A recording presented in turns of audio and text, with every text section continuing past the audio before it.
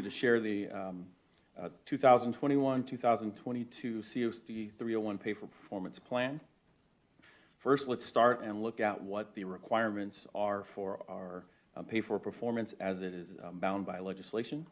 So when we look at ARS 15977, Section C, a school district governing board shall vote on performance-based compensation system that includes the following elements: school district performance and school performance, individual teacher performance, measure of academic progress toward the academic standards, dropout and graduation rates, attendance rates, rating of school quality by parents, rating of school quality by students, input from teachers and administrators, and also approval of the performance-based compensation system must be based on an affirmative vote of at least 70% of the teachers eligible, and then an appeals process also has to be available if funding is not approved for a teacher, so that they can actually appeal, and that appeal also goes to the super prop committee. And then we have regular evaluations of the plan, and we bring it back to you as the governing board. So when we look at the updated plan for the 21-22 school year, the anticipated payout is $3,200 per staff member, and that will be paid out this year.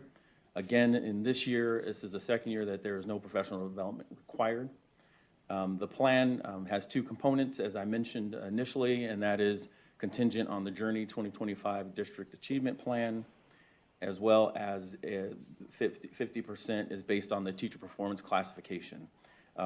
If a teacher receives on their evaluation highly effective or effective, the teacher receives 100% of the money. If they are developing in their first 2 years, it's 75%. If it's developing teacher in 3 years or plus, it's 50%, and if you're ineffective, it is 0.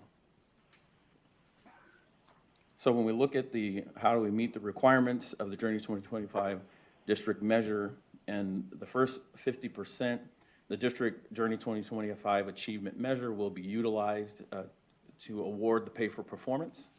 Journey 2025 metric meets the legislative requirements established in ARS 15977, as well as the Journey 2025 district plan has shown to be a reliable measure for our staff. Measures to receive the stipend will be based on a percentage of points possible on the Journey 2025 achievement measure, and I'll share a little bit more on that.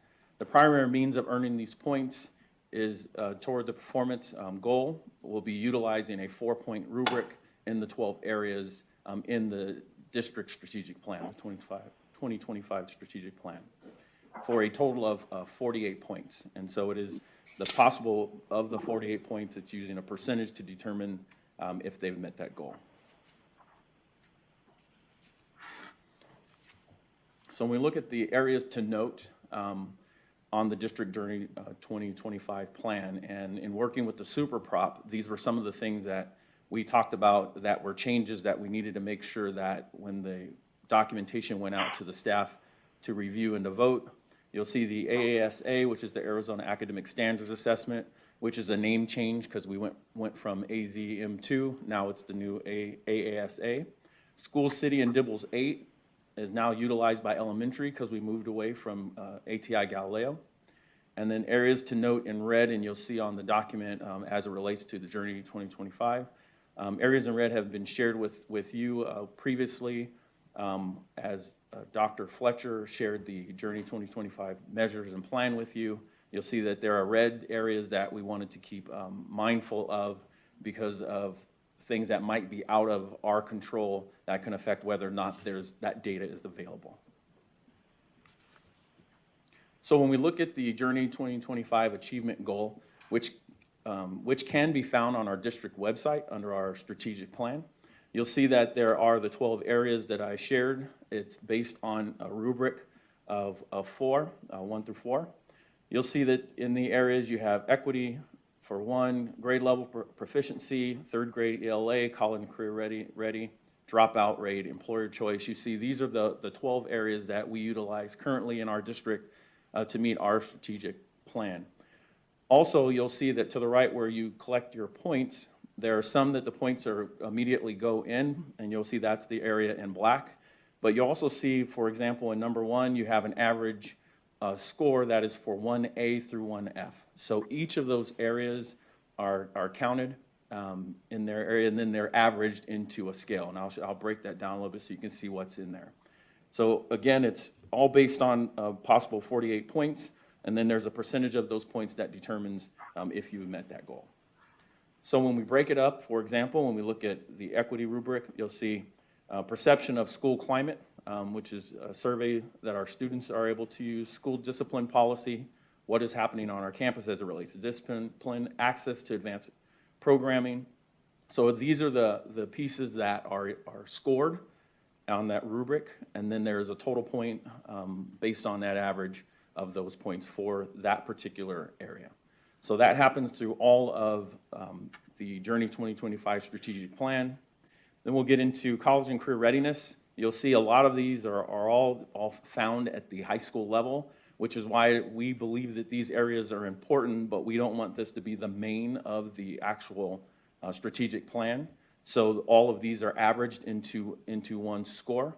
So you'll see that the service learning hours are in red, because we know that with COVID and over the time, the last couple of years, it has been difficult for our students to be able to do the community service hours that they have done in the past. And so we are still measuring this, but it's something that we have to keep our eye on as we get toward the end of the year and see if there has been something that has hindered them from being able to do that.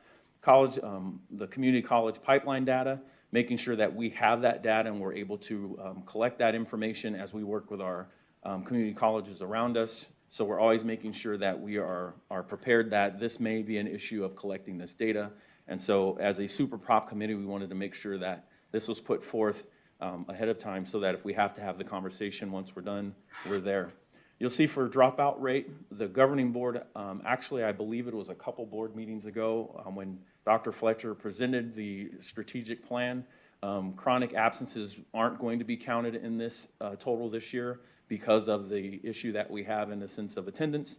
And so that was already pulled out of this plan. Then you see you have graduation rate as well as an employer of choice. So when we get into how to determine these scores, so we know that there are 48 points total. So it is based on the first 50% is based on a percentage of those points. So if you earn 90% of the 48 points, you will receive all of the money, which is $1,600. Let's say of the 48 points, you only earn 80 or somewhere between 80 and 89.9%, then you would receive $3,200 of those points.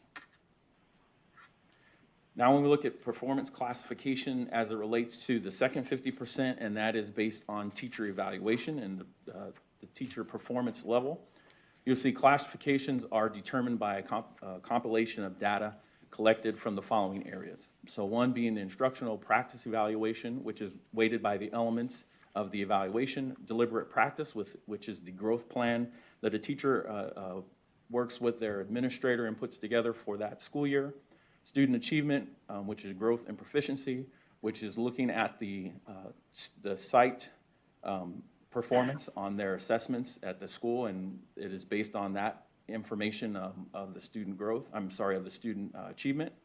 And we're using the 2020, 2021 student data for that. And then you have the professional responsibilities of the teacher within the evaluation. So when we look at it from a visual perspective, to look at the percentages of how that's weighted, you'll see that the instructional practices, which again is part of the evaluation tool, is 55%. The deliberate practice, which is their growth, is 6%. Student achievement is 33%. And the professional responsibilities is 6%.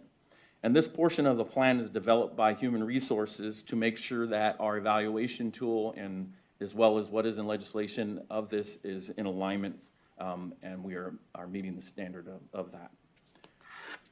So when we look at the staff agreement, as required by ARS 15977 Section C, the approval of the performance-based compensation system based on the affirmative vote of at least 70% of the teachers eligible to participate in the performance-based compensation system.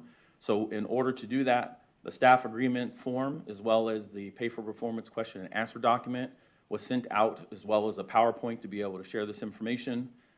Were distributed on October 13th to all of our staff at the schools to be able to review and vote on this plan. The staff agreement forms were returned to site administration in late October. so that we can collect that information to determine the vote of the staff. With that being said, we've had over 99% of the eligible teachers voting, were able to vote, and they agreed on the plan of 99% approval. With that, do you have any questions?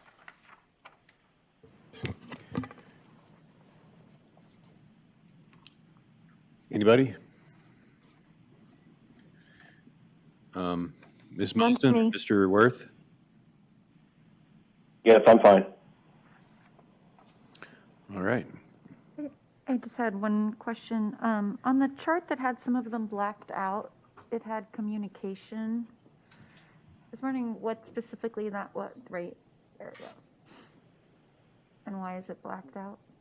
Well, the reason that it's blacked out and all the areas are blacked out is because there's no sub area for that. Okay. That's going to total the points.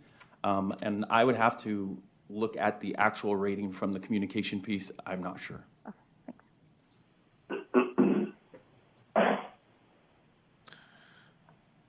All right, wonderful. Thank you very much. Thank you. And I'd like to also thank the Super Prop Committee who put in time and make sure that when we evaluated this and getting the information out to the staff, we were clear on what it needed to look like and making sure that everybody was involved. So